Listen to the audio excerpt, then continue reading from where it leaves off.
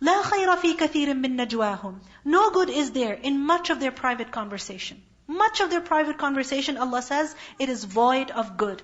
Why? Because either it is a total waste of time, that they're neither doing something good, nor are they doing something bad, or they're doing something bad. Rarely it is something in which good is done. In what? Private conversation.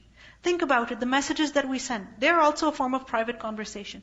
What kind of messages we send to each other? Hey, how are you? Where were you? Oh, I'm coming. I see you. لا خير في كثير من نجواهم. What a waste of time. And then on top of that, when we sit with each other and we talk to each other, whisper, whisper, because this najwa is whispering. When we do whisper to each other, what kind of conversation is it?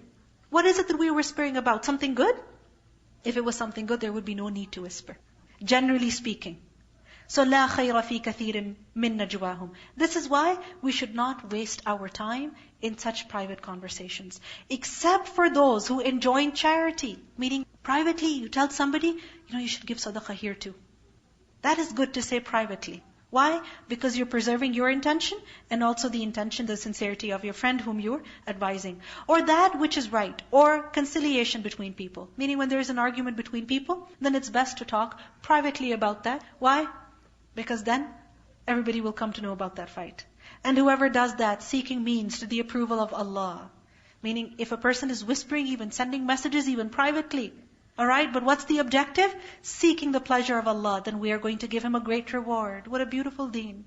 Watch your private conversations, and you'll be rewarded even for the private conversations. And whoever opposes the messenger, after guidance has become clear to him, and follows other than the way of the believers, we will give him what he has taken, and drive him into hell, and evil it is as a destination. Indeed, Allah does not forgive association with Him, but He forgives what is less than that for whom He wills. And he who associates others with Allah has certainly gone far astray.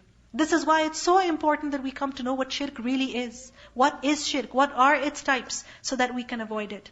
They call upon, instead of Him, none but female deities, goddesses. And they actually call upon none but a rebellious shaitan.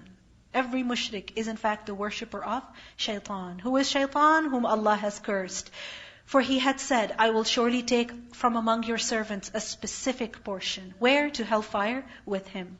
وَلَأُضِلَّنَّهُمْ. And I will mislead them. And I will arouse in them sinful desires. And I will command them, so they will slit the ears of cattle. And I will command them, so they will change the creation of Allah. Meaning the form that Allah has made a creation in.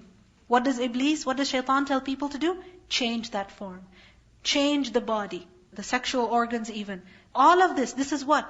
Changing the creation of Allah. Even eyebrows, when a woman plucks them or trims them or whatever she does to them, what is she doing? She's changing the creation of Allah. And whoever takes shaitan as an ally instead of Allah has certainly sustained a clear loss. يَعِدُهُمْ وَيُمَنِّيهِمْ. Shaitan promises them and arouses desire in them. But shaitan does not promise them except delusion. Because he says, you do this, you look pretty. Really?